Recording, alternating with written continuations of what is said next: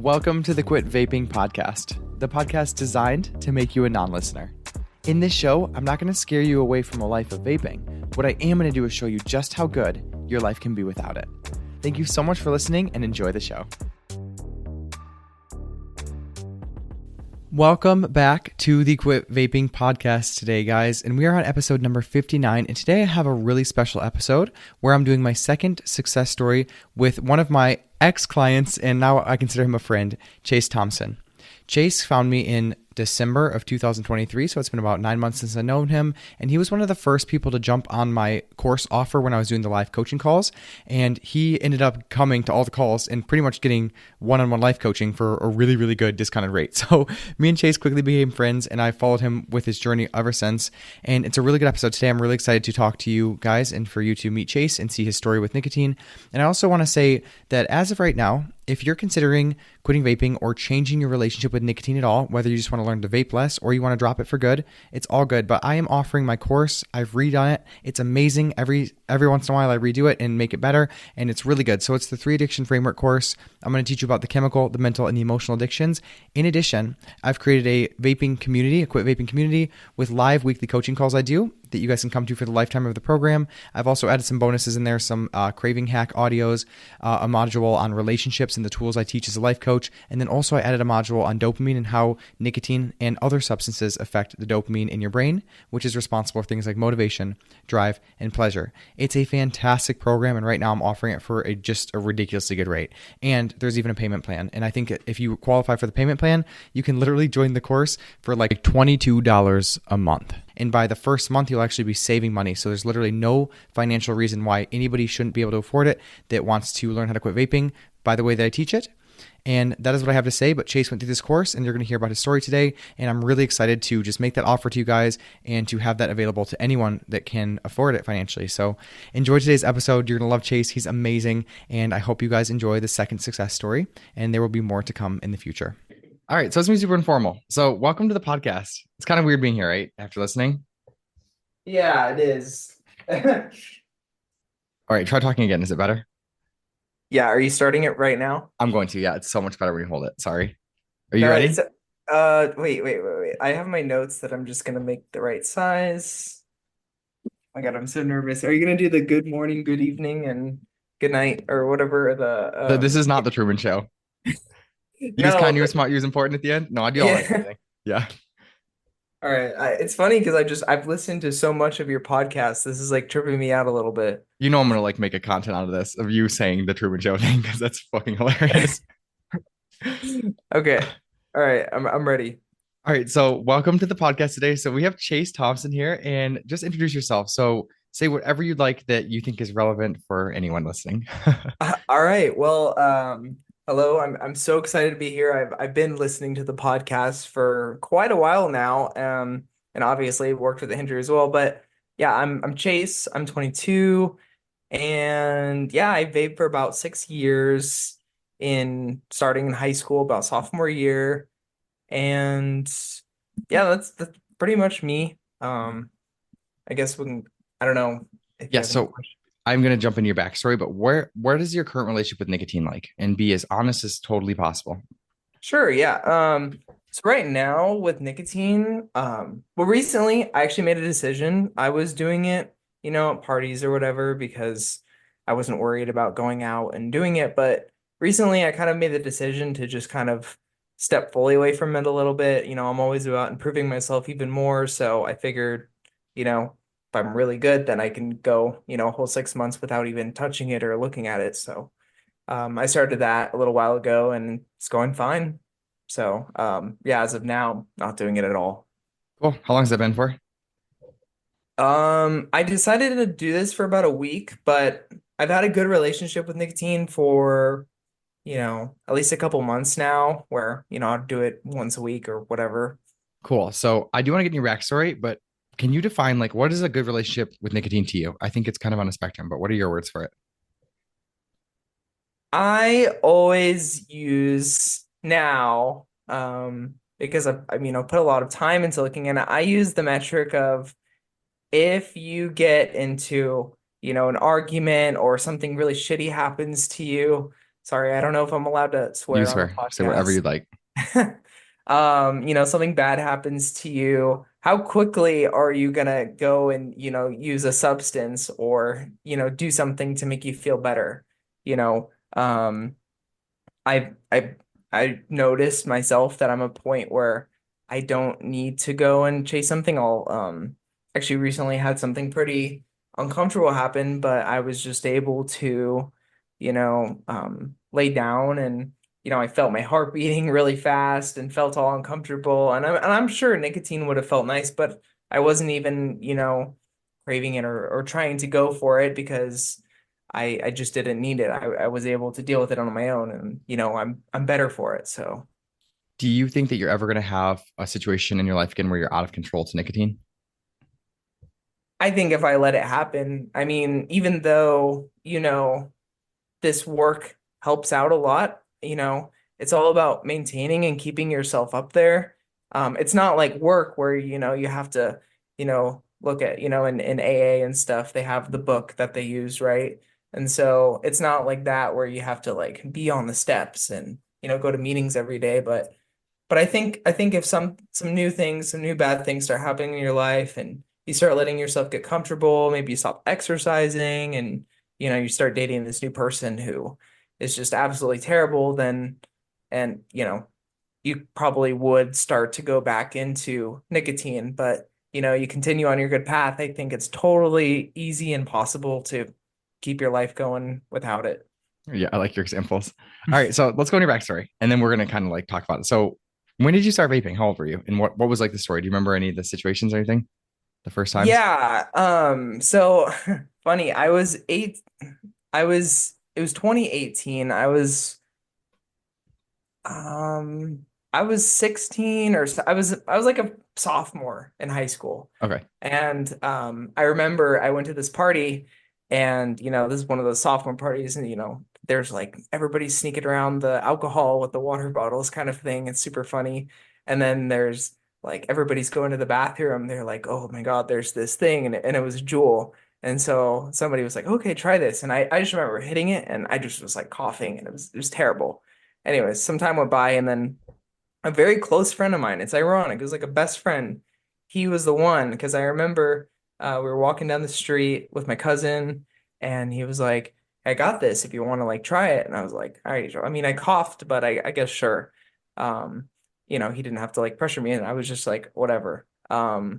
And so I did it, and then I just remember like the crazy head rush, and I was like, "Oh my God!" And I remember getting sick after, and but I was like, "Okay, this is kind of fun," and then from Wait, so there. so go. This is important for a lot of people vaping because like we all know that experience, right? The first time you use nicotine, even after a while, it makes you feel dizzy and kind of sick. Like you literally get nauseous. So like, what was?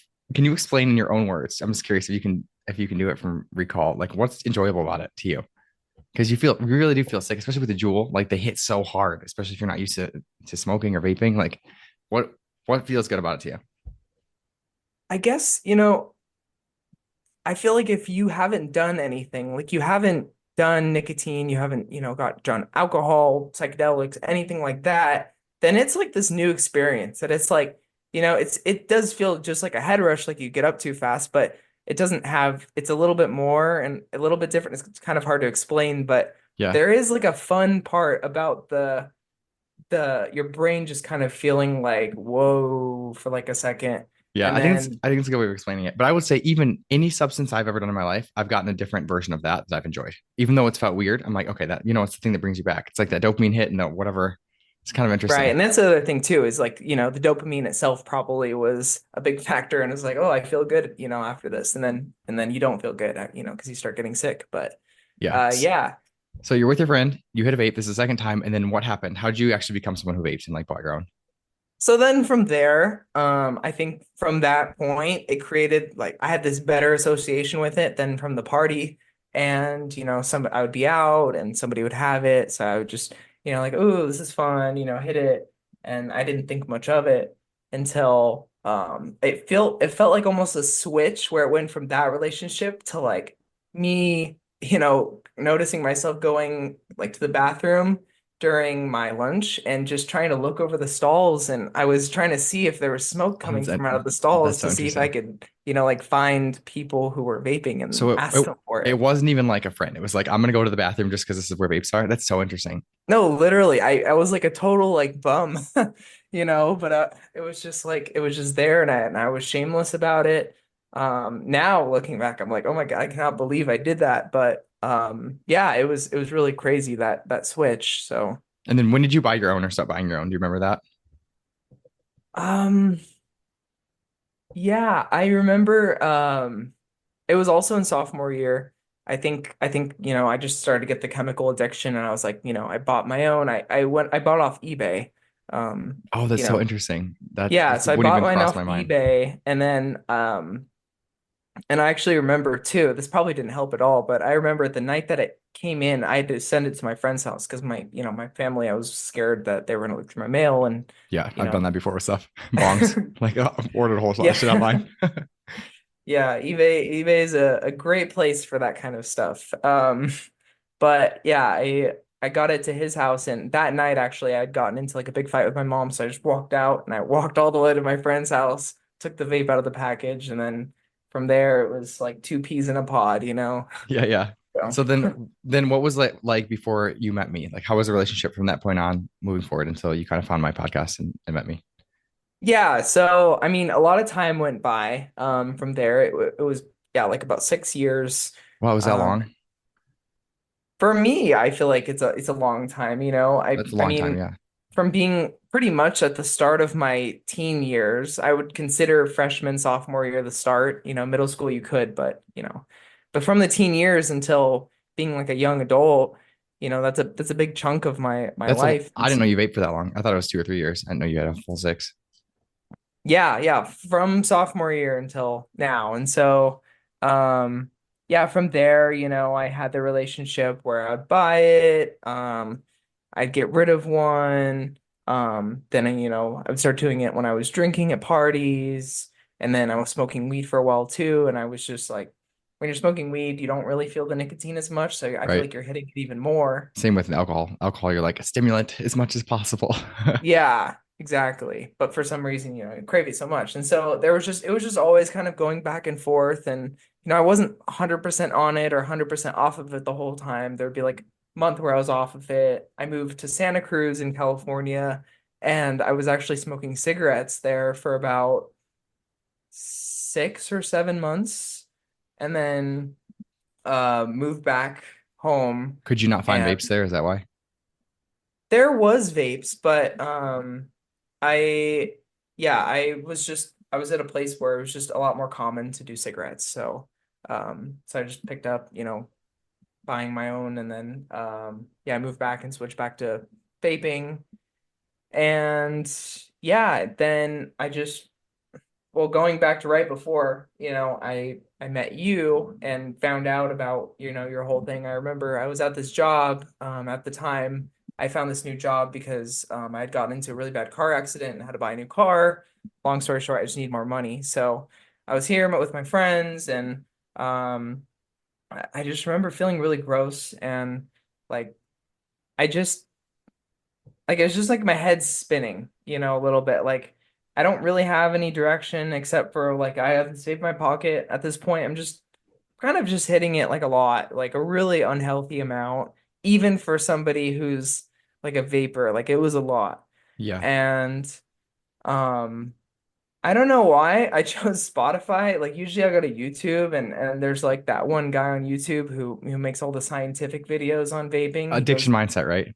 yeah, He's got yeah, the that list. guy. Yeah, he's got a lot of good So videos. sometimes I've seen some of his videos, but I went on Spotify, I just typed in quit vaping, and I guess that was the keyword that sent it to your podcast, and then I started listening. Um So but yeah, it was before you started listening though, why did you want to quit? So you went for full 6 years. What were the tangible things that you noticed in your life that where vaping started to become more of an issue than enjoyment? oh yeah. Well, at the time, I was dating this girl who, I'm not gonna lie, our relationship was kind of built a little bit more on like lust and all that. And it was only my second relationship, and this one was definitely a lot more physical than my first. And so I think that was kind of keeping me in it. And also just the security of being with the girl. I don't think I had any self-confidence. And um, yeah, I wanted to start my own business. I have a lot of goals and everything, but none of them really felt real. Like it just kind of felt like all these kind of things were things that outside of the matrix, like this Yeah. wasn't actually something people were doing. Like it was fake. So what's the So, vaping have to do with that though?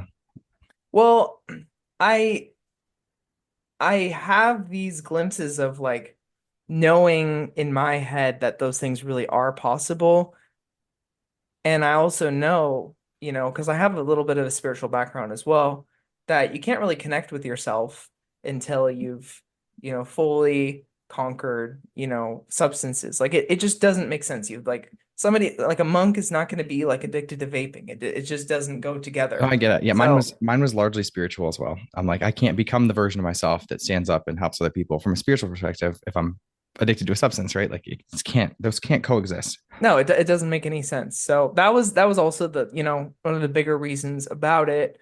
And other than that, I just didn't like the idea of feeling like anchored to something. Like especially, everybody says like, oh, vacations are stressful and all that kind of stuff was a part of it too. It wasn't the biggest part. Do you have Um, any like shameful story? You don't have to share them, but do you have any like low point stories where you really realize like this is not actually aligned with who I want? Like I almost got fired from a job.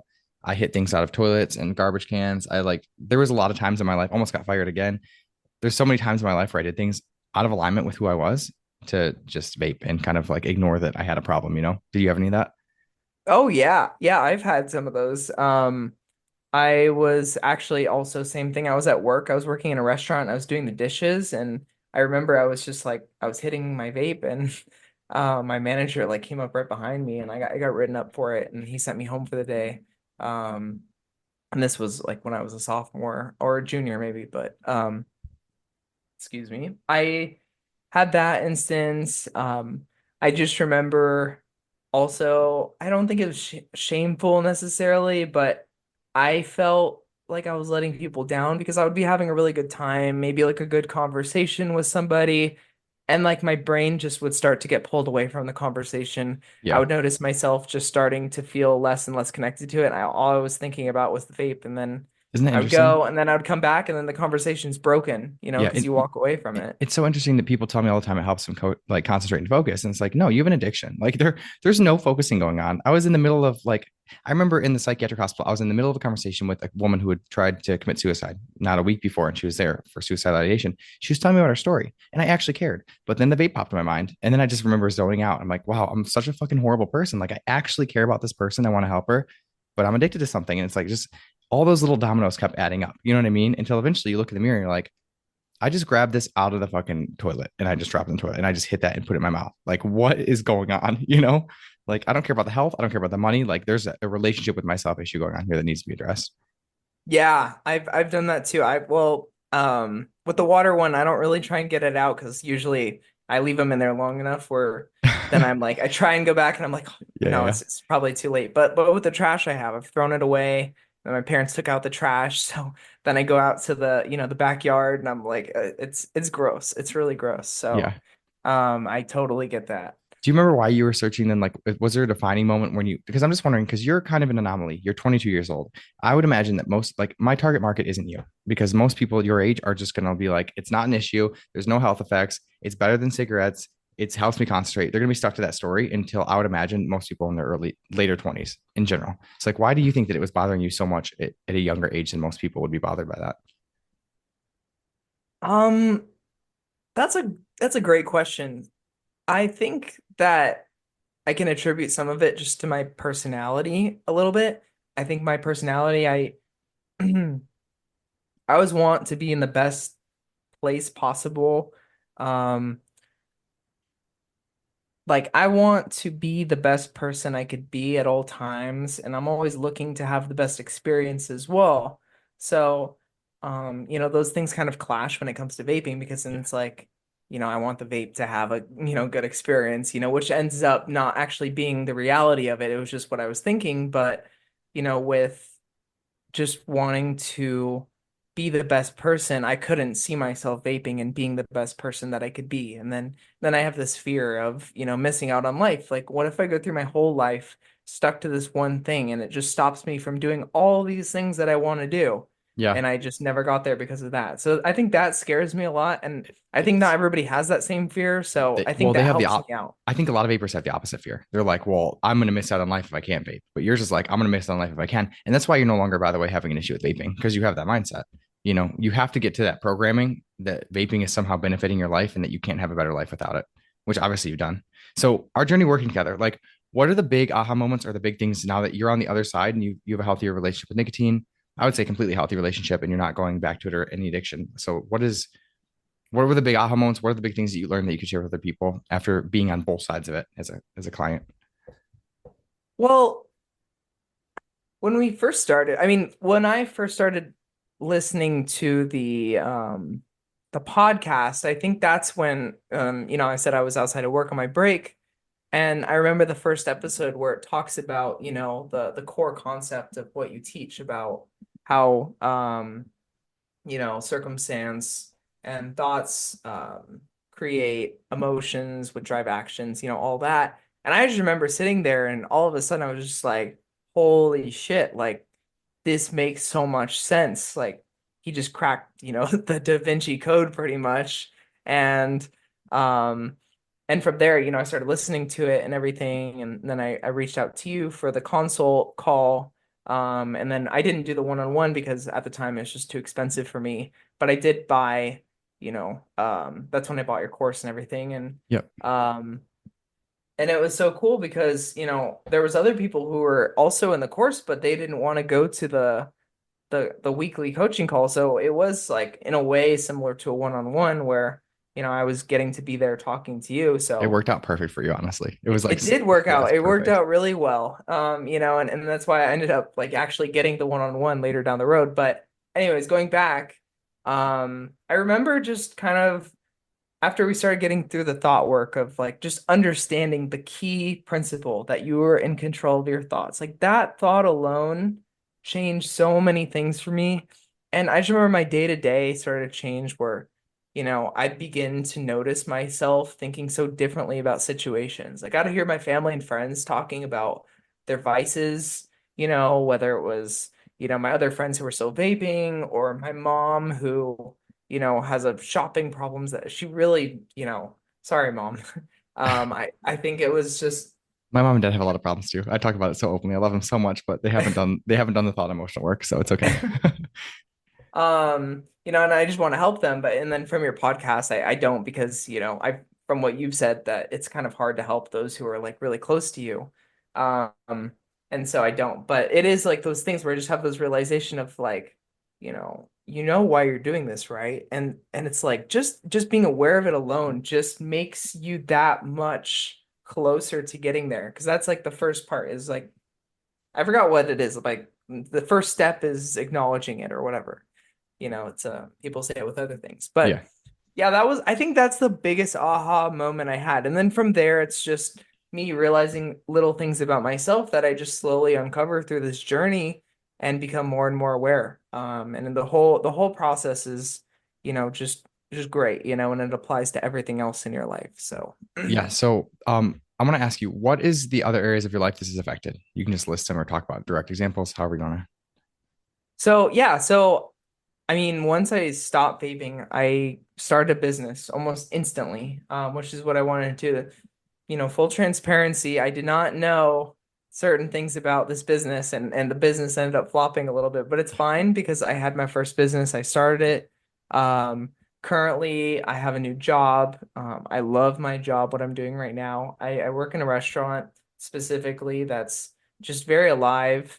And I don't plan on being here forever, but I have a plan. I have a certain amount of money that I want to save, and I'm just trying to get into a new type of business. I've been, listening to a lot of Gary Vee, Alex Hormozy, all that kind of Nice. stuff. And yeah, and just trying to get to a place, but I don't think I would have gotten to there if I was vaping. I think when I'm vaping, I don't even care about that stuff at all. Like I have no drive to, but it's like every day if I'm not doing those things, then it just feels kind of like a wasted day. It's like, in Atomic Habits, the book, they talk about if you do 1% every day, then that's 365% a year. I'm definitely meeting that 365% just because of how much bandwidth my brain has to do those things. Um, so yeah, I mean, everything has changed for me. I mean, I played a lot of video games less too. I still enjoy playing them because, I have friends on there and there's still something that's fun, but I'm not consumed with them like I was before either. So Yeah, it kind of this work bleeds into every single substance you're ever going to touch. It's not really even about quitting vaping, honestly. So I was going to ask you something else. What was it? What do you want your relationship with nicotine look like in 10 years? that's a great question. I'm gonna be completely honest. I don't know what I want it to be in 10 years, and I'm not really like worried about it either. I mean, if it's gonna be no nicotine and I feel, great and everything, then I'm fine with it. Um, but like right now, I'm cool without it. I don't have any things with it, so if I want to, maybe I'll do it, maybe at my wedding type of thing, people are smoking cigars, maybe I'll Yeah, I'll right. have some, but I don't know. Do, do you feel It's not FOMO? all hype. It's not as hype as it was before, in my Right. head for Right. sure. Well, you did the thought and emotional work, so it makes sense. I mean, it really like quitting really should, or at least lowering and creating a healthy relationship really should be the next logical thing to happen once you start doing this work. I mean, it just has to happen. Like, if you're not creating a healthy relationship with substances, you're not changing your thoughts around them and applying the emotional work. It just, um, do you feel any FOMO at all when there are other people vaping? And be completely honest, when you're in a room and there's other people doing it, do you feel any of that? I'm just curious where you're at with that.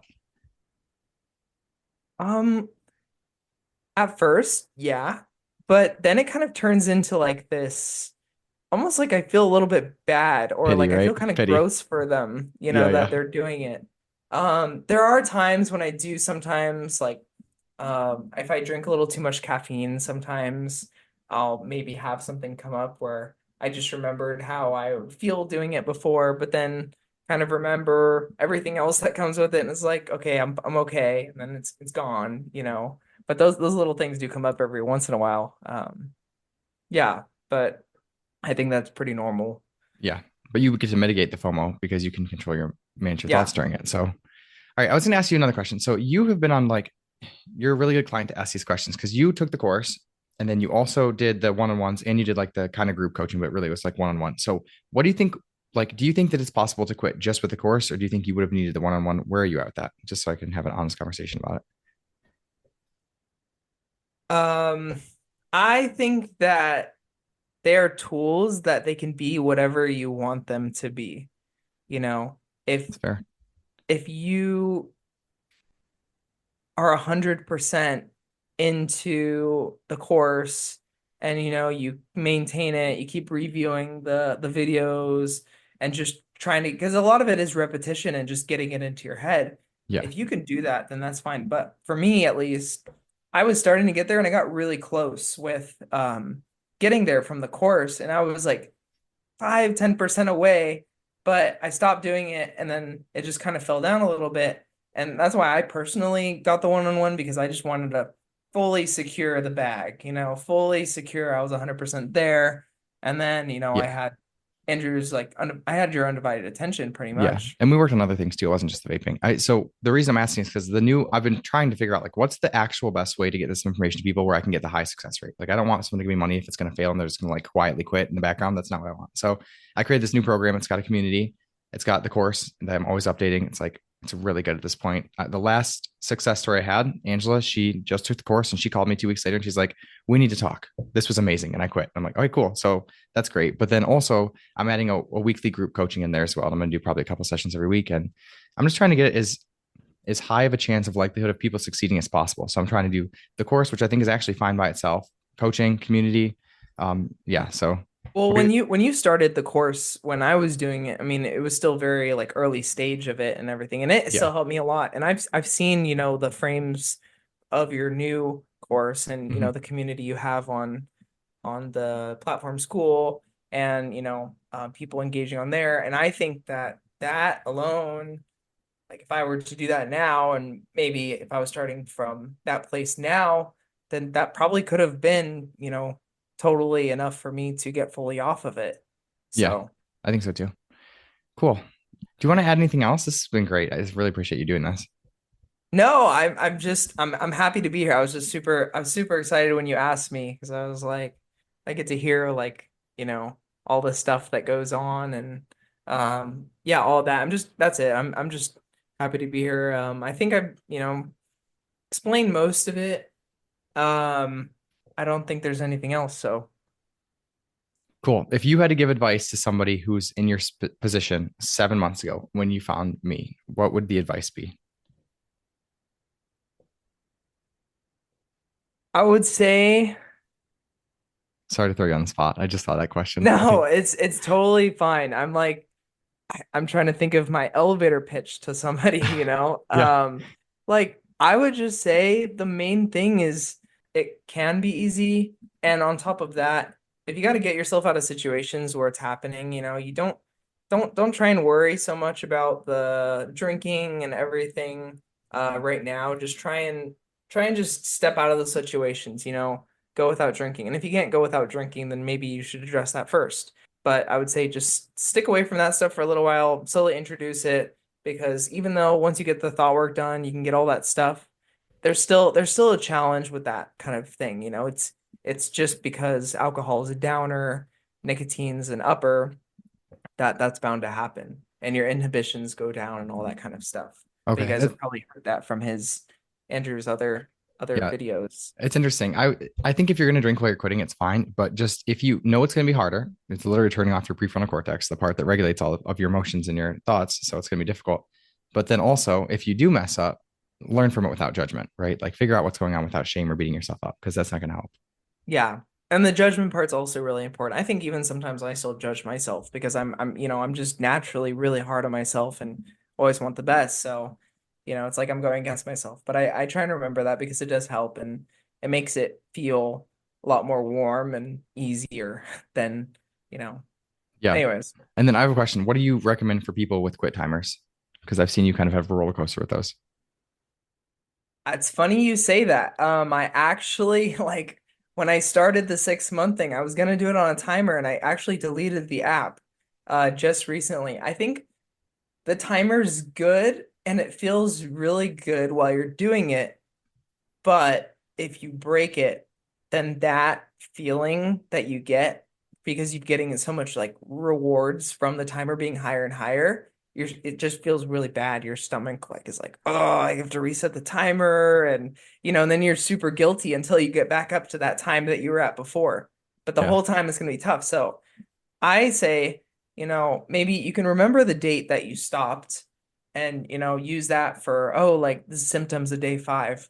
But once you get past there, just try and think of yourself as if you never even like vaped in the first place. Like I don't vape, like I'm not somebody who vapes. Like I don't need it. If I have a quit vaping timer, that means that I'm a vapor still a little that's bit. It's like a interesting. psychological thing. So Yeah, I've just watched you use it against yourself so much. If you guys are going to use the timers, I really recommend that you you're going to have to manage your thoughts if you mess it up. It's not I'm not feeling like I have a timer right now from the last time that I quit and I've like hit vapes since then. I've hit cigars since then. I've used nicotine since then without it becoming an issue. And I'm not going to change it because I consider that now the symbolization of when I decided to get serious about quitting. So it's just interesting. Just I was curious because I've seen you use it against yourself, and that's don't allow yourself to use any tools against yourself where you're going to add more guilt and shame onto a situation that you already feel a lack of control over because it's just going to make you feel worse and it's optional. yeah, but if, it's person to person. If you're Hmm. somebody who it would really help you, then go for it. I don't think there's anything wrong with them. I just think for me, I thought it was helping me, but it was actually not. So, Yeah, that's good. Do you want anything else that you want to add in there? um, I think I want to leave it here. I think we got through a lot of things. I'm glad I got to share my story because I just know, and based on the people that I've talked to, so many people have such a similar story where Hmm. they have things they want to do and they don't do them because of nicotine, and then they quit, and then they're able to go and do them. And even me, who's has not been off nicotine for a long period of time, the amount of growth I've seen was more growth than I had the entire time that I was vaping. Like it's Yeah, it's it's really crazy And, I think eventually it may slow down a little bit just because I'm still like unlocking everything. And maybe it doesn't slow down. I don't know. Like I haven't gotten that far yet, but I'm very excited to. And, it's just cool and you gotta go with it and you just can't get the FOMO part. You gotta like remind yourself that you're doing something that other people aren't doing, and it may seem like right now when you're still like hooked on it that you're getting something quote unquote like less than your friends, but that doesn't it's not it's like apples to oranges. Like your friends also aren't ambitious enough to try Yeah. and do what you're doing as well, Right. so Well, you're gonna in 10 years be in a completely different spot than the people right now who aren't putting in the work on themselves. It really isn't about quitting vaping. It's like even that's why it's like it doesn't even matter when the last time you put your last vape down. That's why I don't have people pick a quit. They don't have to pick a quit date. Like it's about the work you do in between the quitting, right? Like I'm gonna sit down and actually sit down with the craving today. And I remember you did a lot of that. And like I'm gonna sit down and actually write down my thoughts. And it's like that's all the work. And eventually that'll lead to you quitting vaping. That's like the result people think they want, but it's really the growth you have that leads you to that result. So it is really hard too. I mean, people are like, okay, like I'm just gonna do this over and over and I'll be good. And yeah, that's true, but you have to do it over and over. yeah. And I think that's the hard part, because I forgot where I heard this from, but being bored is really good for you too. I It's think good I for might. your I'm sure I brain. told you that. Yeah, I have the It might sign. have been you. Yeah, my sign on the wall says boredom is a gift. It's so good to sit there in boredom. It's where all your ideas come from. And then also, if you Mhm. can sit in boredom without setting your like literally exploding into flames, you realize that boredom isn't such a negative thing to begin with. So many people are addicted to things because they don't want to be bored. And it's like, well, you're bored all the time because you have a life that's not very exciting. So we're using substances to avoid it. It's like you know, I'm not that bored. Right. Not that I own a business. I'm not that bored. And that you're going out and taking action. Like I know that you're not as bored. Like there's nothing to be worried about when you have a life that's exciting. So Yeah, and that's also why I haven't really been going out as much. I don't really go to clubs anymore or, anything like that because it's just like I don't know if you've ever tried to go somewhere like that sober, but it's yeah. stupid and Well, it's isn't it like, funny? Yeah, I got to the place a couple of years ago where I'm like, if I can't hang out with these people sober, then why am I hanging out with them? I'm just hanging out to do drugs and alcohol. And it's like, what's the point? And I'm like, it's okay. It's like if I want to do that, then that's fine, all good. But like, do I actually want that? And I started pulling back, and I'm like, no, I own a business now. I love it. I get to go and talk to people and travel and do like my life is so much bigger now that it's not just about avoiding my emotions all the time because I'm in a life that I think is too small. right. Yeah, and it's like, people are like, well, how am I gonna like meet people or something? There's lots of ways now, we have the internet and Right. Become someone who's it's interesting. If you own a business, Chase, you're going to meet 1,000 more people that are way more interesting than somebody you meet at a club that's blackout drunk. I'm just saying. right. Exactly. And I also too, there's this app, I think it's Time Left or something. I just signed up for it. It's like super random, but they give you like this random restaurant to go to and you meet six totally different I just strangers. heard about that. Okay. I have to find the name of Yeah. it. What's it I called? have my first one on Wednesday. I'm just trying it out for Sweet. fun and seeing how it is. It was like But look, $16 for it, cool. and then Look you have how to cool pay that for your is, dinner. though. Yeah. But look how cool it is because you have to intentionally step into discomfort to do that. Like you have to. You can't go, you're going to be socially anxious as part of the deal. So you just practice stepping into anxiety for the last 6 months. So like you're going to go and you're going to flourish. And that's a skill set you developed being able to let yourself release nicotine. Right. Yeah. So it's totally possible.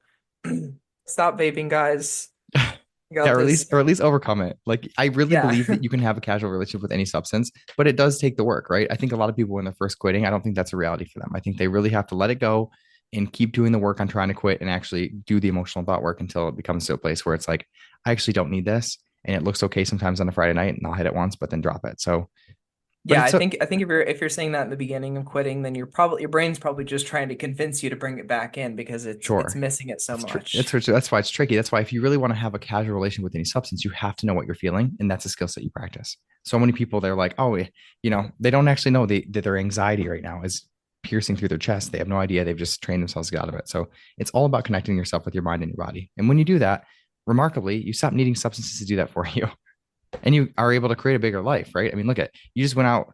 What a couple weeks ago you called me. You went out and like reached out to random restaurants. How many of them said yes? And you're doing big things in your life, right?